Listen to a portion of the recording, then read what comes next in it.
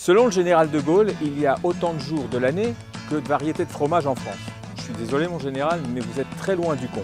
Alors nous n'allons pas aller à Colombey-les-Deux-Églises, vous voyez que nous sommes à Chevillon. Nous allons aller visiter la fromagerie du village pour comprendre comment est fabriqué ce fromage dans ce nouveau numéro de Sur le Grill.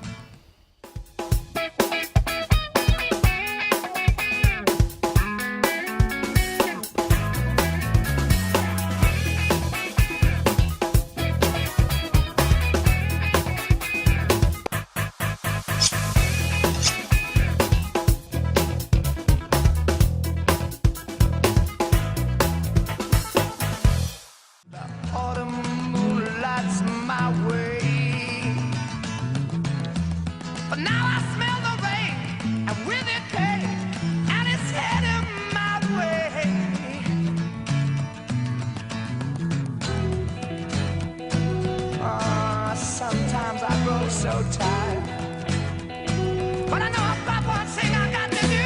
I ramble on, and now the time is now. Sing my song, I'm going round the world. I gotta find my girl on my way.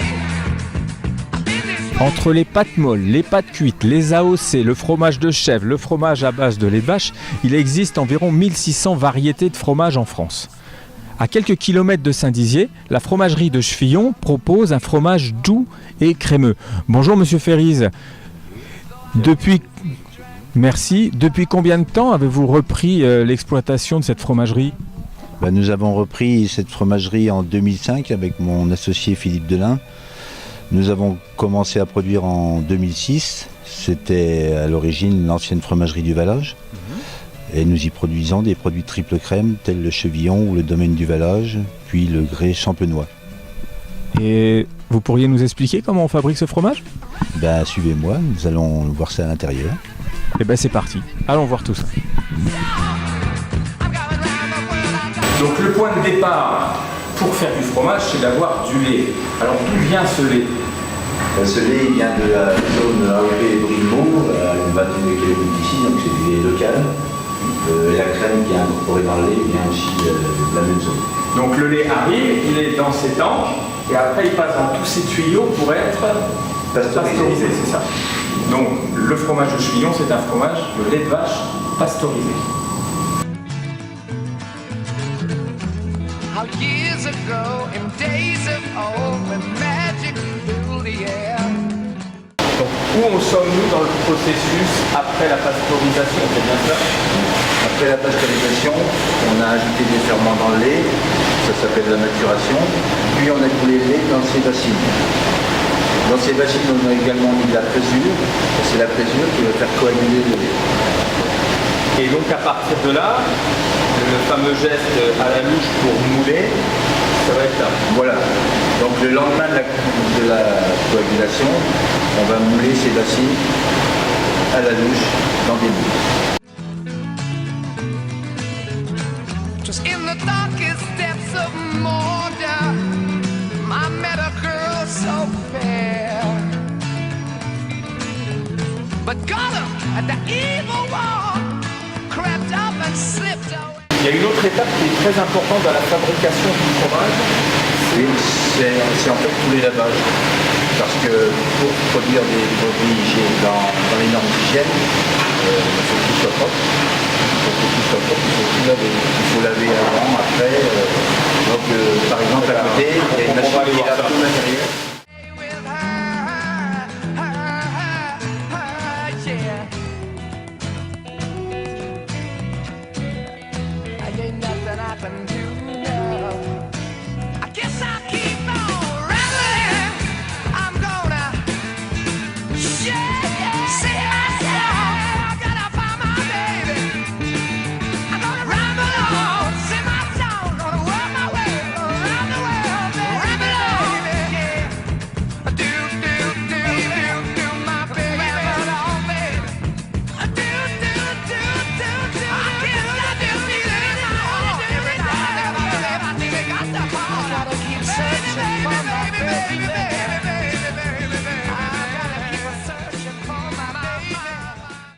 Donc là, les fromages sont égouttés et ont été démoulés.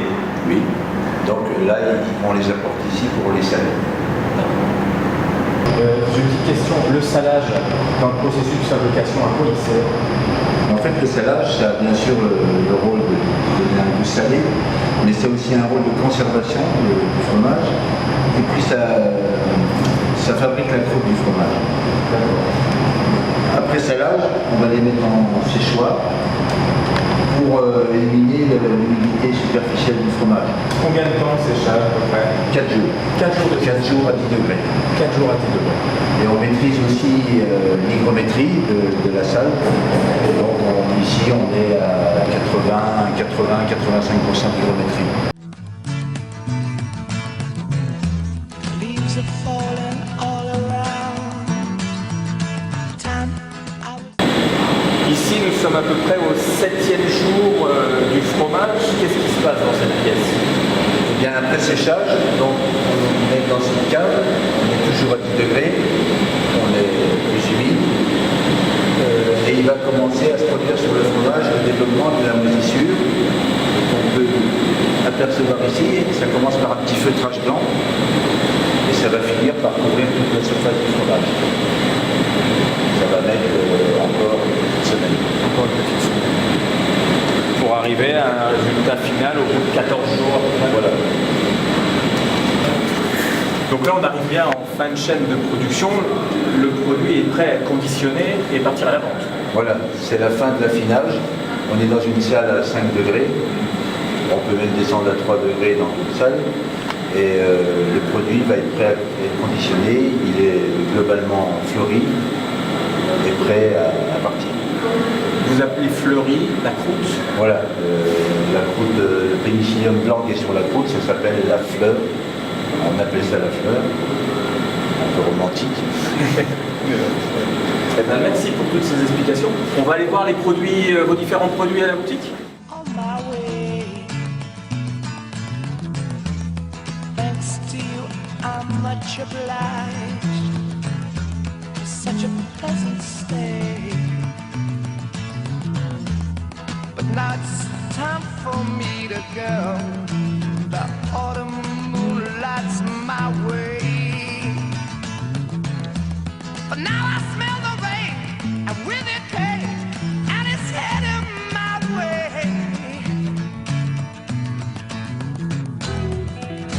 Donc nous nous trouvons dans votre magasin de vente directe à l'usine qui est ouvert du mercredi au samedi et on y retrouve l'ensemble de vos produits. Oui, le plus emblématique qui est plus connu dans la région, c'est le chevillon. On a aussi le domaine du vallage qui est plus destiné à l'exportation.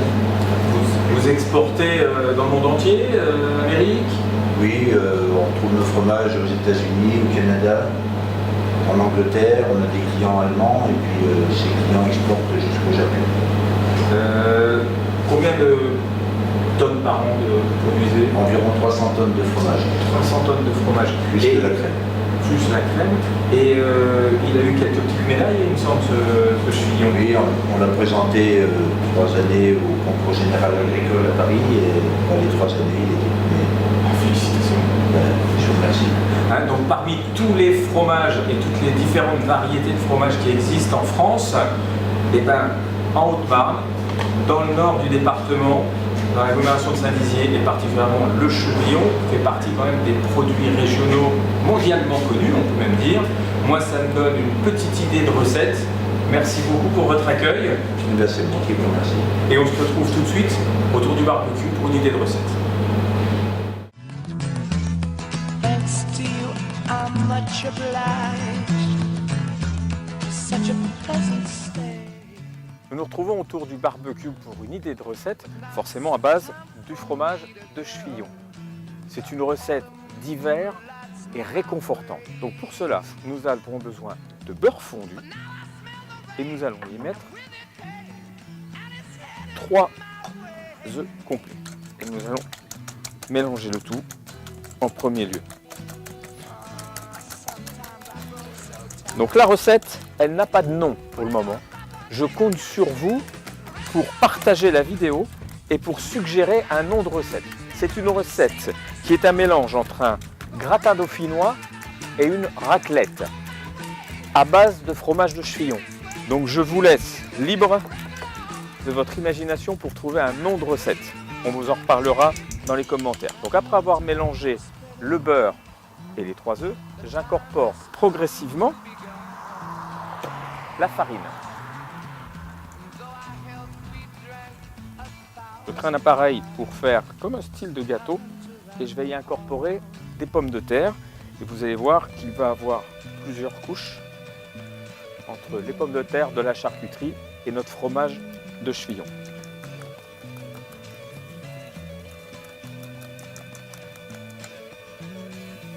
Voilà, je continue à mettre progressivement ma farine. Je ne mets pas tout d'un coup parce que ça serait trop dur à tourner. Et il faut un appareil homogène.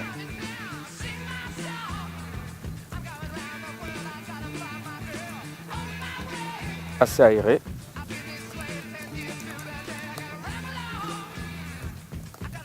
Voilà, et je continue à incorporer avec le lait.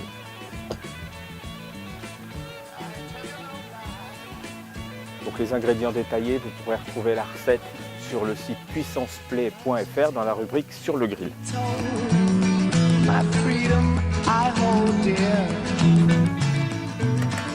Je n'oublie pas d'assaisonner avec du sel. Et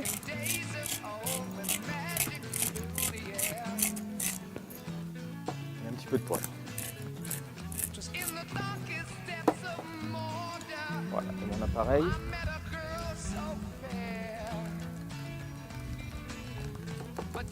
Pour la recette,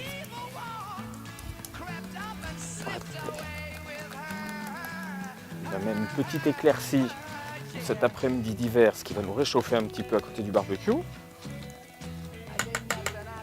Voilà, j'ai mon appareil.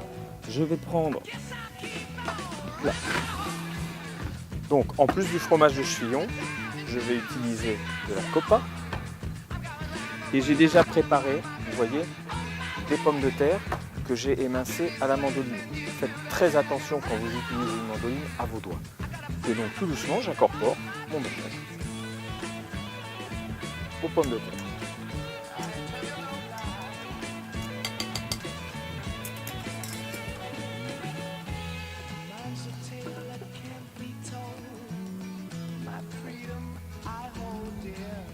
Donc voilà, nos pommes de terre et l'appareil sont associés. Alors vous prenez un moule à manquer, comme ceci, vous mettez une feuille de papier cuisson et avec le vent on va faire en sorte que ça ne s'envole pas et vous commencez à mettre une première épaisseur de pommes de terre avec l'appareil. Vous répartissez bien.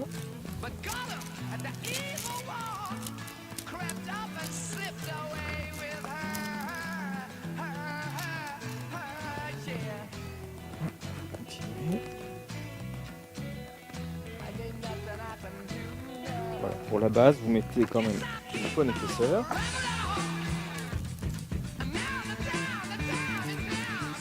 Ici. Et maintenant, vous prenez vos rondelles de copa et vous allez les positionner comme ceci.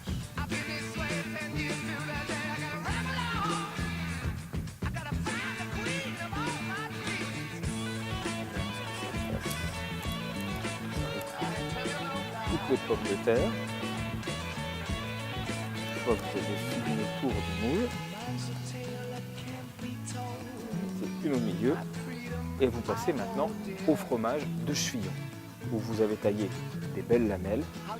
Là, vous mettez votre fromage comme ceci. De manière à avoir une première couche de pommes de terre, une autre de charcuterie, une de Chevillon et on va repartir dans le sens contraire. Et on va repartir avec de la copa.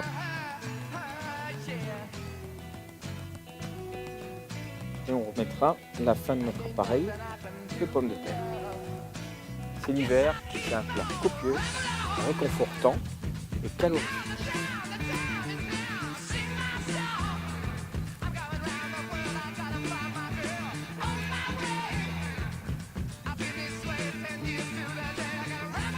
Là, vous passez bien, n'ayez pas peur d'y aller avec vos mains. Et là, vous finissez avec avec la fin des pommes de terre. Donc réfléchissez au nom que vous pourrez donner à cette recette à base de fromage de chevillon, de pommes de terre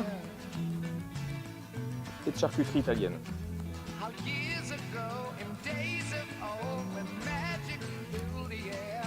Voilà, vous répartissez bien le tout. Donc vous faites chauffer votre barbecue ou votre four à 190 degrés et vous allez enfourner votre préparation pour 50 bonnes minutes au four ou au barbecue en cuisson indirecte. Et si vous voulez vérifier la cuisson, vous prenez un couteau et vous piquez votre appareil. Donc c'est parti pour 50 minutes de cuisson sur le grill.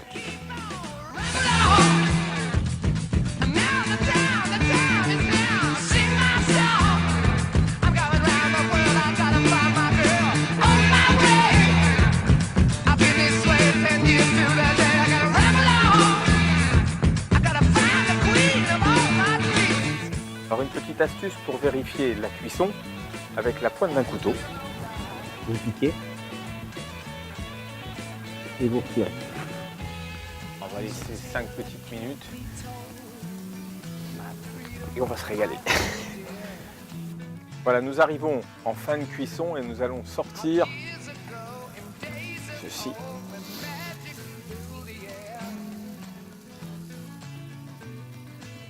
Voilà donc après cuisson, nous allons juste laisser tiédir une bonne dizaine de minutes et nous allons découper de bonnes tranches.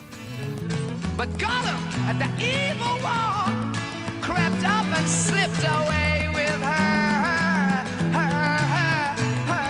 yeah. Nous avons laissé reposer quelques minutes notre réalisation et nous allons la découper pour voir un peu ce que ça représente. Donc, vous avez vu, on va voir une belle couche de pommes de terre avec, regardez ce fromage coulant. Ça me fait un petit peu penser à un gratin dauphinois, un petit peu à une raclette. Donc, vous mettez ça dessus, comme ça, avec une petite salade verte. Voici un petit peu ce que ça peut donner.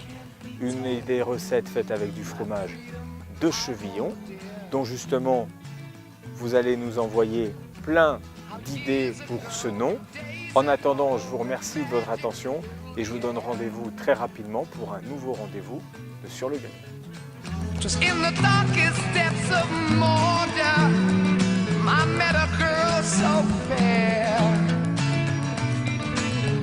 But Gollum at the evil wall crept up and slipped away with her, yeah. And ain't nothing I can do.